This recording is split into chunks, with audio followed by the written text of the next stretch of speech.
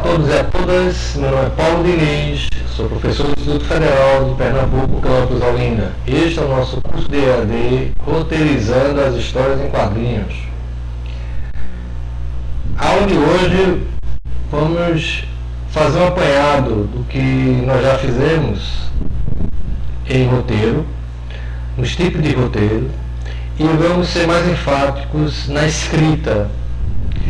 Vamos retomar os modelos de Word, e do ADP, do LibreOffice, que foram colocados nas aulas passadas, para que vocês fizessem o argumento, a sinopse e o enquadramento. Então, continuando com o roteiro para a história de quadrinhos, aí está o modelo de argumento e de sinopse. Enquanto no anterior eu dei o argumento, este fica livre para vocês. Lembrando que o argumento pode ser qualquer coisa, qualquer narrativa, qualquer história, qualquer texto que você possa torná-lo contado, que possa torná-lo narrativa. Então o argumento pode ser uma frase, como nós fizemos, pode ser uma palavra, pode ser um livro, pode ser uma história contada. Então o argumento ele é de onde parte nossa história.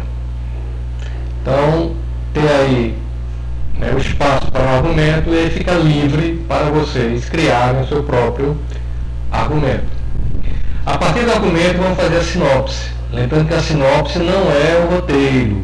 A sinopse é a articulação de 3 elementos de qualquer narrativa: os personagens, o tempo e o espaço, o cenário e a ação dentro desse tempo e espaço.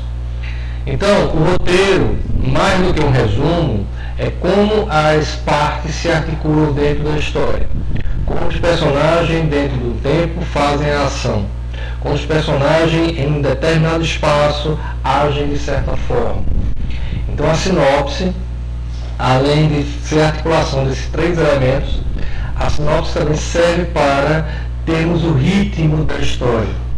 Quando o ritmo é mais lento, quando é mais rápido, quando chega o clímax da história, e a partir desse clímax, o final. Ou o turning point, a virada para outra história, para outra parte da narrativa. Como estamos trabalhando com uma página, então são histórias curtas, mas que dá para, na sinopse, você já ter uma ideia do que vai ser contado. Gostaria também que, além da sinopse, vocês fizessem uma linha dramática, uma curva dramática, um gráfico dramático, para que a gente saiba onde a história está tendo seus pontos. Onde a história está, quais são as partes, o ritmo dessa narrativa, dessa história contada. Então, além da sinopse, nós vimos, não é o resumo, é a articulação, personagens, tempo e espaço e a ação desses personagens no tempo e no espaço. Fazer também a curva dramática para visualizar melhor o ritmo da história.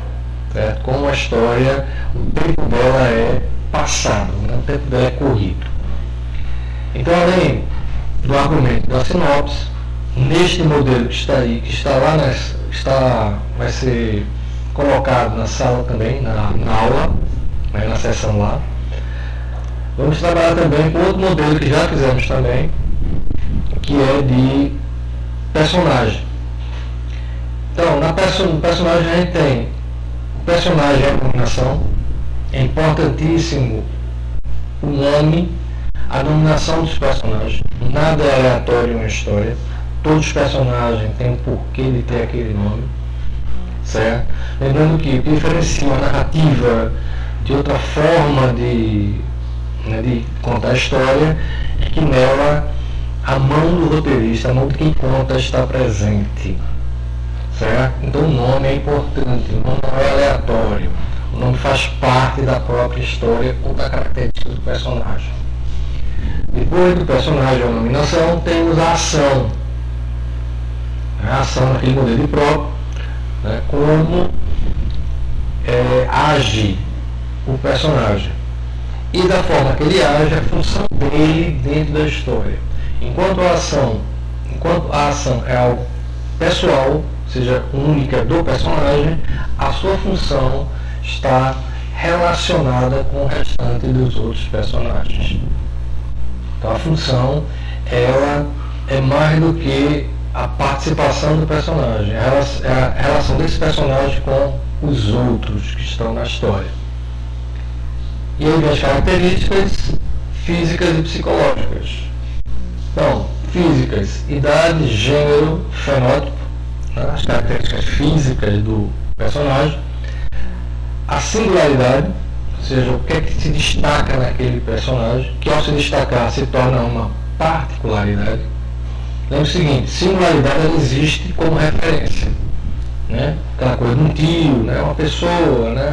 Alguém da família, alguém que você conhece. Isso é a singularidade, ela existe na pessoa. Mas a partir do momento que ela se torna narrativa, ela vem com o personagem, ela deixa de ser singularidade e se torna particularidade.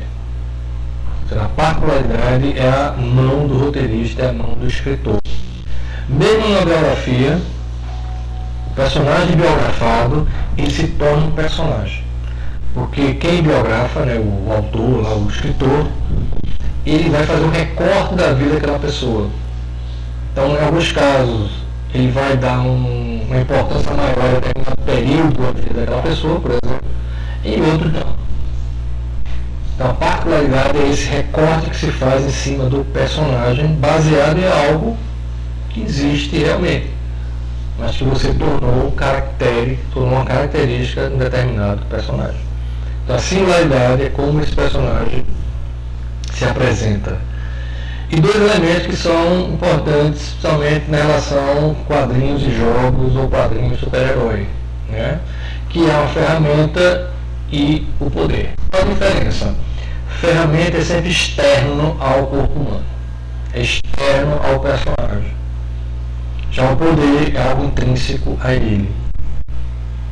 Então, o poder pode estar associado à ferramenta? Sim. Mas lembrando que o poder, ele está associado a uma qualidade do personagem, física. Enquanto a ferramenta, ela é sempre externa, mesmo que esteja acoplada no corpo do personagem. Já as características psicológicas, eu falei na frase lema, que é importante para você, né, de certa forma, resumir o personagem, o comportamento, o temperamento e a autorreferência, como ele se vê, né, como se o personagem se vê. Ao se ver, esse personagem já ganha uma autonomia, certo? Como se ele já fosse meio solto na história, não tivesse a mão do escritor, teoricamente.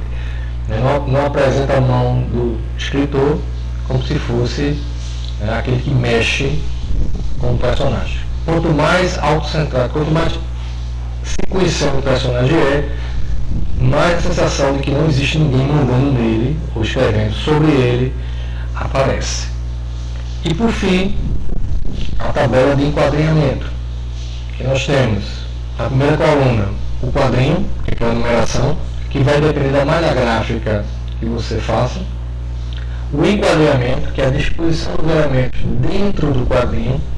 Lembrando que todos os elementos que estão no quadrinho têm que participar da história. Um jarro, ele vai estar lá, seja para colocar uma flor, seja para cair no meio da história. Ou seja, nada está por acaso, tudo tem um porquê de estar lá. E a terceira coluna, que é o texto, que é a narrativa, que é uma descrição, que é uma caixa de interlúdio, que é um pensamento, que é a fala. Pode ser até o som também, é uma onomatopeia, certo? Então, o que eu vou querer nesta aula é que se concentre na escrita. Ou seja, nós não vamos fazer aquela transposição do enquadrinhamento aqui para aquela tabelinha, né, que nós temos da malha gráfica, certo? Por quê? Eu quero que você se concentre na escrita. Como é uma página só, dá para se concentrar mais na pormenorização do quadrinho. Quanto mais pormenorizado o quadrinho é, maior o controle que o roteirista tem sobre a história que ele quer contar. Se ele pormenoriza menos, da liberdade, que não é uma coisa ruim, certo? É apenas um modelo, para o desenhista também controlar a história. Controlar no sentido de mexer na narrativa, mexer no personagem, ou seja, também colocar a mão no roteiro. Como estamos trabalhando com o roteiro especificamente, com a parte escrita, então tentem concentrar-se nessa atividade, como um exercício, certo? Então nós não vamos ter aquela transposição dos quadrinhos da primeira coluna, para a malha gráfica, certo? Então quanto mais descrito, quanto mais pormenorizado, melhor, no sentido que você tem um controle sobre os objetos, os elementos, né, a linguagem que faz parte do quadrinhos. Certo? Então aguardo o trabalho de vocês. Até lá!